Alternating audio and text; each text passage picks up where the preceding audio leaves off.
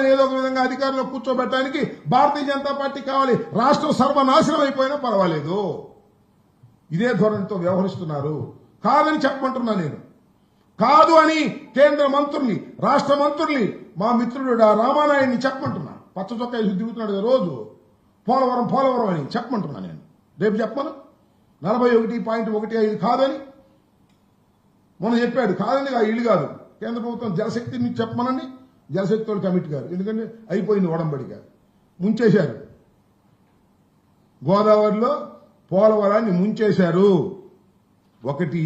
రెండోది, షర్మిలమ్మ గారు వారు ఎప్పుడు కావాలంటే అప్పుడు చంద్రబాబు నాయుడు గారు ప్రయోగించేటటువంటి డైవర్షన్ పాలిటిక్స్ లో అంతర్భాగమైపోయినటువంటి దుస్థితి చూసి బాధపడవలసిన పరిస్థితి ఏర్పడుతుందనేది మా భావన. ఎక్కడ సందరిగితే అప్పుడు జగన్మోహన్ రెడ్డి గారిని విమర్శించటం. ఎస్, మీకు డిస్ప్యూట్స్ ఉన్నాయి, గోహెడ్, కోర్టులో ఉన్నారు కదా, కోర్టులో తేల్చుకోండి. రోజు మైకి ముందు ఎందుకు అంటే జగన్మోహన్ రెడ్డి గారిని ఏ విధంగా డ్యామేజ్ చేయాలి, చంద్రబాబుని ఏ విధంగా పైకి తీసుకురావాలి. ఆమె కాంగ్రెస్లో ఉన్నారు, చంద్రబాబు నాయుడు గారి ఉన్నతి కోరుకుంటున్నారు, జగన్మోహన్ రెడ్డి గారి పతనాన్ని కోరుకునే పరిస్థితి చేస్తున్నారనేది స్పష్టమైనటువంటి నా ఆరోపణ. మీరు సాక్ష్యాలు ఎదుర్కోండి, దొరకకపోతే నన్ను అడగండి.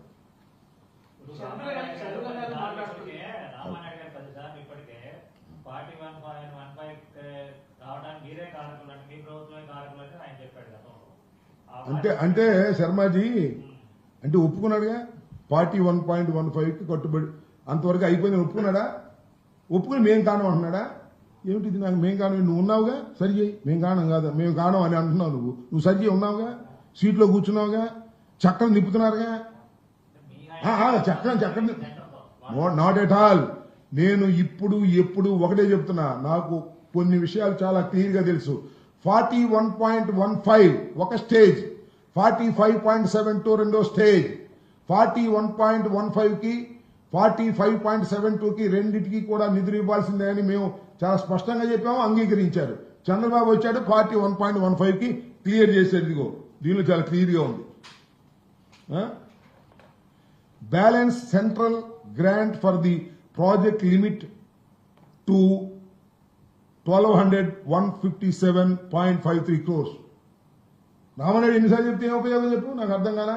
పోనీ రామానాయుడు చెప్తే కాసేపు ఒప్పుకుందాం, మేము కాడం అంటున్నాడు. మీరు అధికారంలో ఉన్నారుగా, అంటే ప్రత్యేక హోదా కూడా మేమే కాను పోవడానికి. ఎవరు?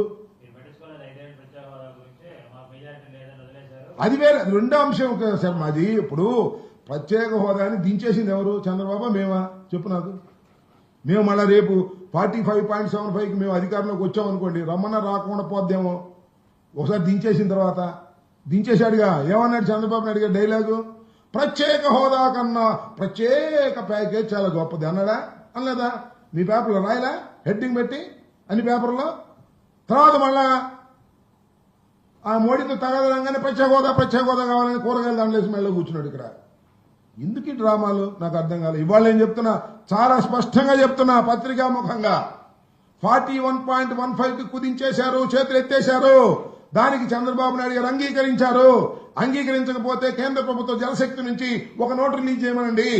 ఇది అత్యంత ఇంపార్టెంట్ అయినటువంటి అంశం కదా. ఇక్కడ మన రాష్ట్రానికి పోలవరం ప్రాజెక్టు లేదండి, మేము 41.15కి పరిమితంగా లేము, కేంద్ర ప్రభుత్వం 45.72 వరకు కూడా మేము నిధులు ఇస్తామని చెప్పమని ఒక మాట అయిపోయా. పొరపాటు అయిపోయిందండి, మా తప్పు అయిపోయిందండి, మేము పొరపాటుని అర్థం చేసుకోలేదు. రామానాయుడు గారు పొరపాటుని అర్థం చేసుకోలేదు, చంద్రబాబు నాయుడు గారు, లోకేష్ గారు అని చెప్పి తప్పుకుంటాం. చెప్పనండి, రేపు చెప్పనండి. మీరు వెళ్ళినప్పుడు అడగండి. కేంద్ర మంత్రులు తిరుగుతున్నారు కదా రోజు బుయ్యమని.